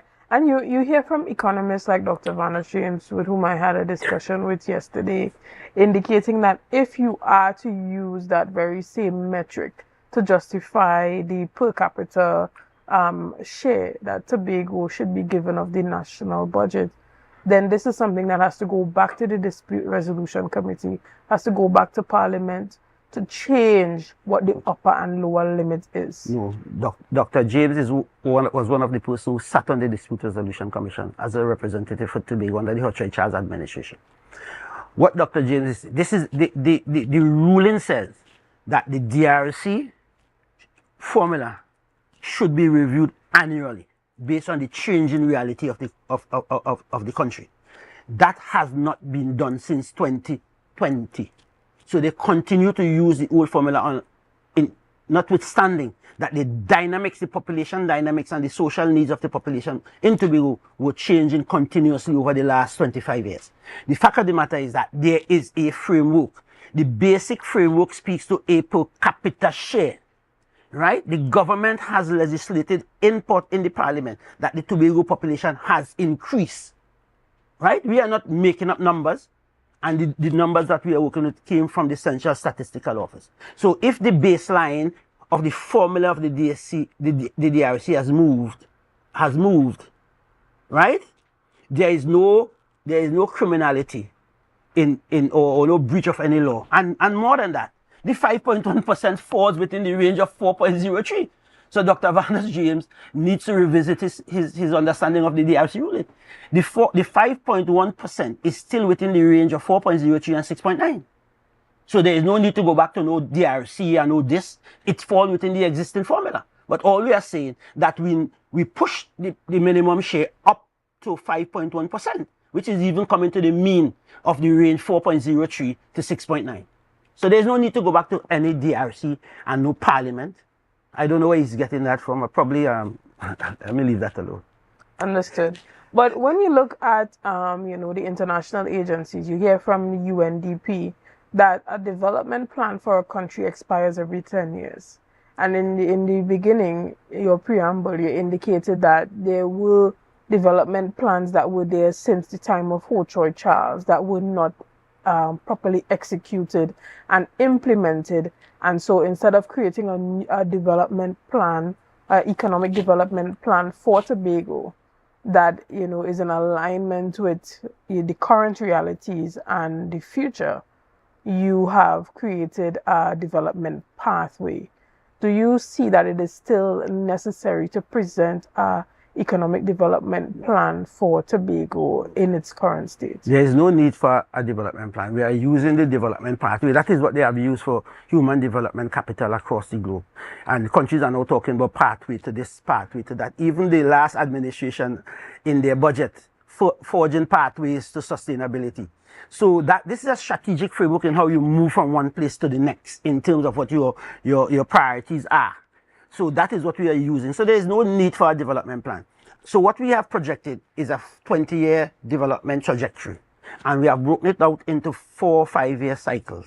So you will hear, and as you would have heard in the budget, we talk about the investment that we are building to make between 2025 and 2030, which is the first 5-year journey along this pathway to becoming the greatest circle island on the planet. So we have set a number of targets. The 21 development agenda priorities tell you what we are trying to achieve as we go along this journey to become the greatest circle island on the planet. We have now subdivided that into 4 quarters, if you want to call it that, or 5-year quarters. So we are in the first 5-year phase. What that does, and this is a very fluid and organic process, so it gives you time to take on board the changing dynamics of the socioeconomic realities of the island and the financing and economic condition globally. So you can make those adjustments. It is not a hard, traditional development plan. It's a more organic and fluid process. But isn't this the issue that arose last year when THA representatives went to Parliament and went before the JSC as it pertains to auditing Tobago's finances and, questioning what was the directive or the development or the framework, the sustainability framework being used to guide the policies created. And at that time, you heard from administrators saying that they were, spending or investing based on the mandate given by the chief secretary. So how is this pathway or this development pathway more sustainable or, more stable than a mandate given by the chief secretary. Right. So what the pathway does, it is a more stable, it's a long-term development, strategic planning pathway, it's a planning pathway. So what it does, it sets the development agenda priorities for the next 20 years. What this does, it tells, for instance, it tells the Secretary for Tourism, there's a mandate in this conversation also. For instance, it tells the Agricultural Secretary that your mandate is to build sustainable indigenous food systems. She will now go in her division and execute that mandate by developing the programs, the projects, and the initiative to build sustainable indigenous food system to achieve the agenda priority of food sovereignty and food security. So it speaks to that, and that's the integrative nature of the development planning pathway. Right. And, you know, even as, you know, you have created this development pathway and using agriculture as one of the key themes to that economic growth and increasing GDP for Tobago for the next, you know, 5 to 10 years. What does that look like when it translates into policy? Because we've seen projects like the Mega Farming Initiative and other initiatives presented by the Division of Food Security. So what does that look like tangibly for the everyday citizen, the farmer? What does that look like? How does that touch the man on the ground? Right. So the Division of Agriculture is the entity within the THA ecosystem that is responsible to executing this development priority agenda and the investment portfolio. So the Mega Farm is one project. They have TARI, which is the Agricultural Research Institute, that is going to bring in what we call smart agricultural technology and doing the training to uplift the skills and capabilities of our farmers. So that's another project within the framework. Then there are the projects that deal with meat production, protein, meat, eggs, and milk.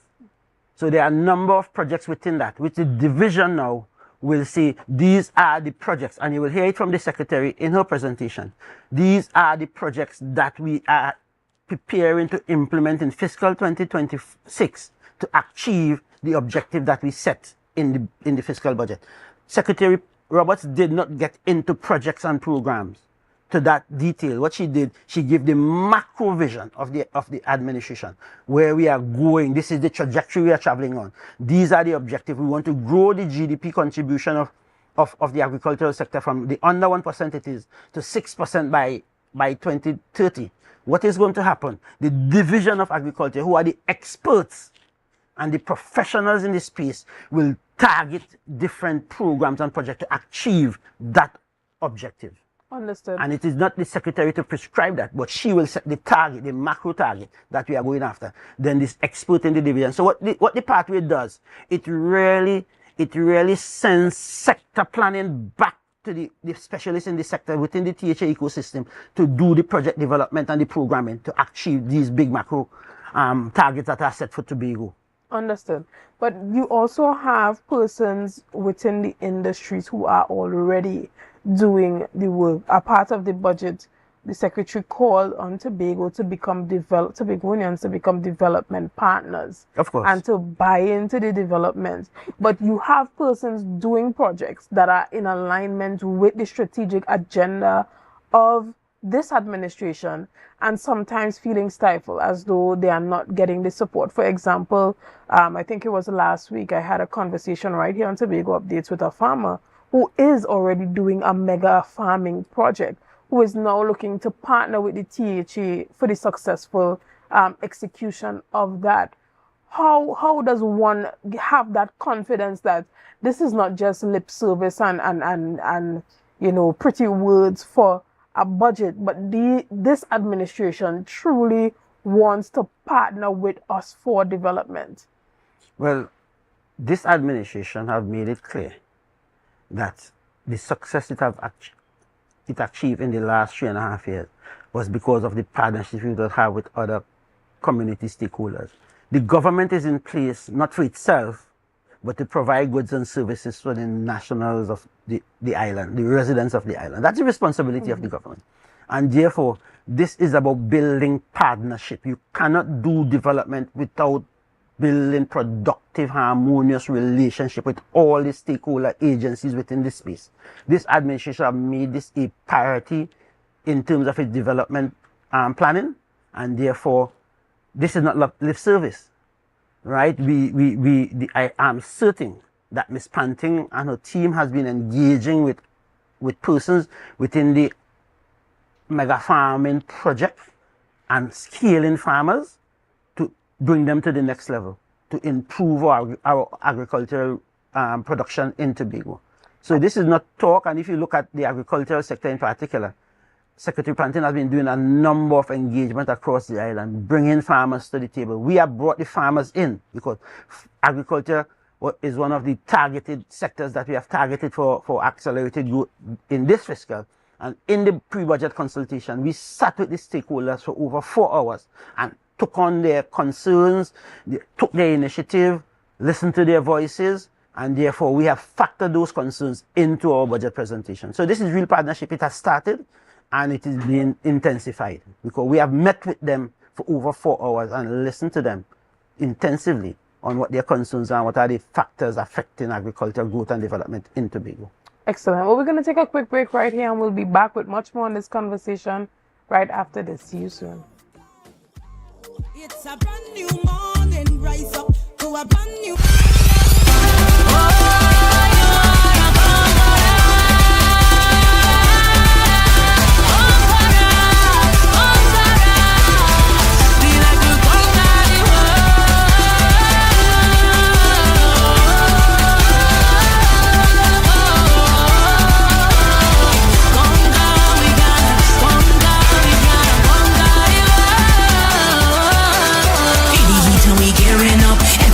saving up to go. Anything we not backing down, like a bomb we ready to explode. Ain't gonna wait until my back against the wall. Ain't gonna.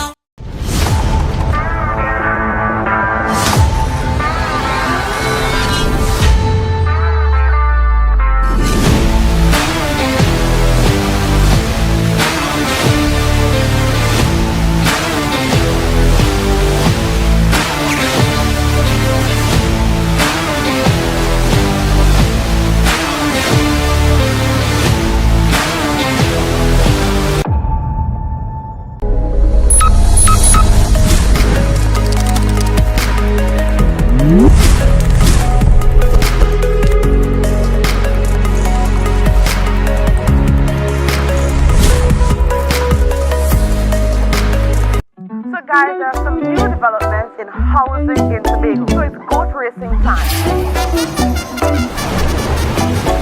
This is 116, the show that keeps you in the know with all things Tobago House of Assembly.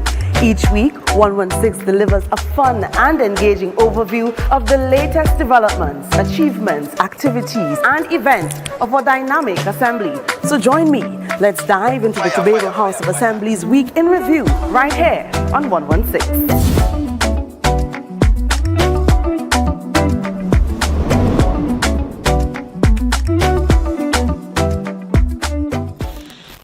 Do you think you know Premier League or Champions League football? What about international cricket or the IPL and CPL? How about NBA basketball? Well, now you can put your skills to work to earn some extra cash by betting on the games with TT Bet Arena. Simply go to our website, choose a sport you want to bet on, find the games and place your bets. And with your computer or mobile device, you can bet from anywhere. Just go to ttbetarena.com, sign up for a free account, make a deposit, and start betting. It's that simple. You can even qualify for our $2,000 sign-up bonus. We also have horse racing, plus live casino games where you can bet using TT dollars. And check our new Tobago location at 7B Milford Road, Crown Point. For more info, call or WhatsApp 494-0634. TT Bet Arena, the #1 sports betting company in Trinidad and Tobago.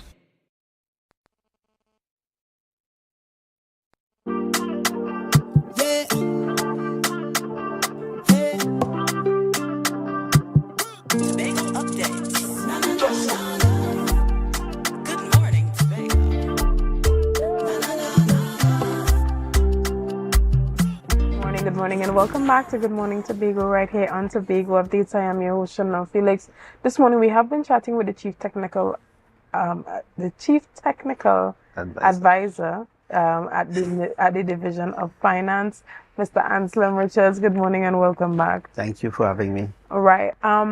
What do you think, or do you see to be that may be one of the biggest challenges in executing this budget for 2026 fiscal? The biggest challenge for me, and given my institutional history and knowledge of the THA, is really our technical capabilities at the divisional level. We have a serious challenge with our technical capabilities, and that's why specific training was featured so heavily in the budget, because we recognize that at the end of the day you can have the most sexy and relevant policy agenda and ambition. If you don't have the human resource capability and the technical competencies to drive implementation, then your implementation will end up in what we call an implementation deficit. So therefore we have to work on our technical capability, technical capability, marry that with the emerging technologies so we can improve productivity in terms of implementation.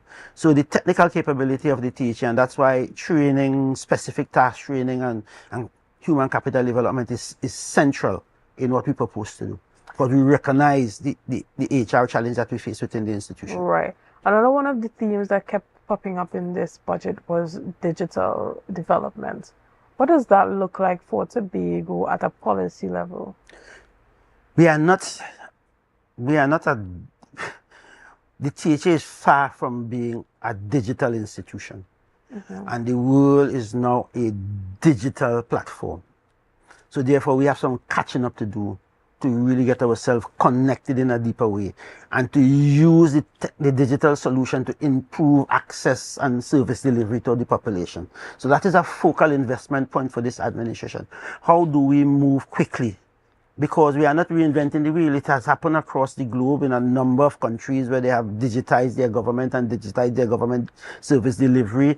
In places in Canada, when you do the research, you will stay home and renew your driver's permit without having to go down to any licensing division, right? We are not there yet.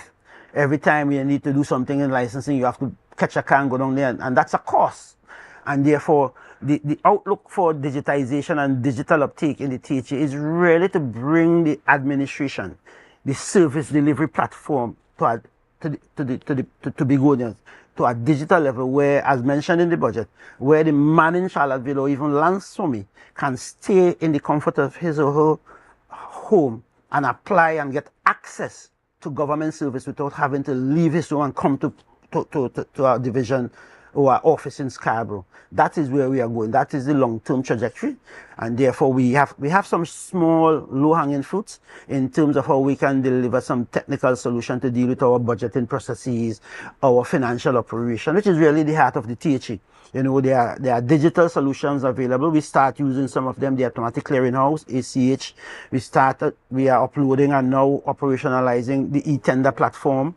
So there are a number of initiatives. We have done some work and some in-house training with the Treasury Management Division that has moved to the realization of six financial statements being laid and almost bringing the THA financial reporting up to date. And that is because of the improvement and the use of technology that we have started deploying at the Division of Finance, which is really one of the lead divisions in the THA that is uptaking a lot of digital technology in some of our operations. So we are making incremental steps. But the strategy and the plan is to have a bigger push in that direction by bringing in probably an international organization or an international firm that has that capability to digitize the THA operation, probably, let me say, over the next 5 to 6 years, a complete digital operation. We have to move in that. And in that, we have to program for the use of AI. And AI is really about choice, complementarity. How do you put AI and human capabilities to work in the same place to give you without really consuming the narrative out there that AI is going to allow people to go home? It's about choice and how you marry that with your human capabilities. So we are looking in that direction. And even as we wrap up the discussion this morning, how are you hoping Tobagonians will embrace what is being offered in this 2026 budget presentation? Well, for me, Chanel, people need to get clarity They don't want certainty. People need clarity because certainty is down the road when it happens, right?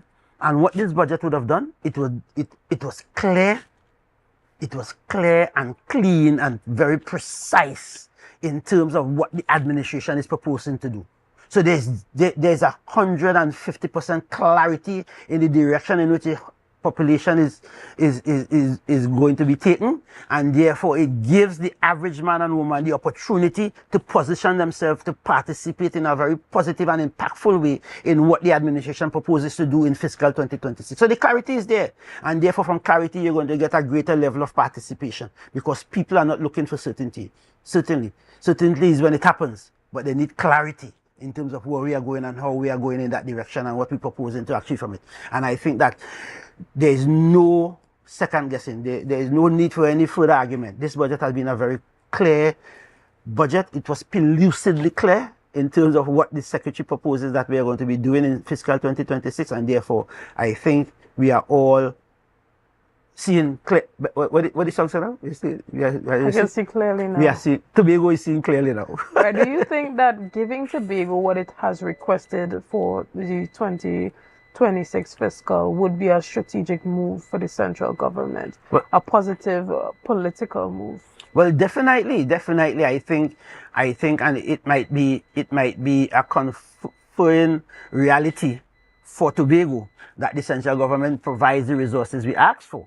Because if the mantra of the central government is that when the UNC wins, everybody wins, I think on this occasion, Tobago should win based on the request that we are making. And therefore, I expect that based on the reality of the country, it depends. Remember, it is a projected budget. We have projected the budget to be 63.5 billion, and we cast our estimates on that. So whatever the actual national budget total is, we are asking for 5.9% of that. So we are not, the 3.7 billion is a figure that is predicated on a national budget and a percentage share of 5.9%. So whatever the budget is, what we are saying, give us our 5.9% and we are going to ensure that we do the kind of delivery that resources will enable us to do. Excellent. We want to thank you so much for your time here this morning, and we want to send commendations to the entire technical team at the Division of Finance who has spent months putting together this budget presentation, and we wish you guys nothing but the best. We want to say thank you again for being here. Guys, we want to thank you for being a part of this morning's discussions. We want to thank you for your likes, your shares, and your comments, and all that you have been doing and continue to do to make Tobago Updates the #1 broadcaster here on the island of Tobago. Again, I am Chanel Felix, and thank you.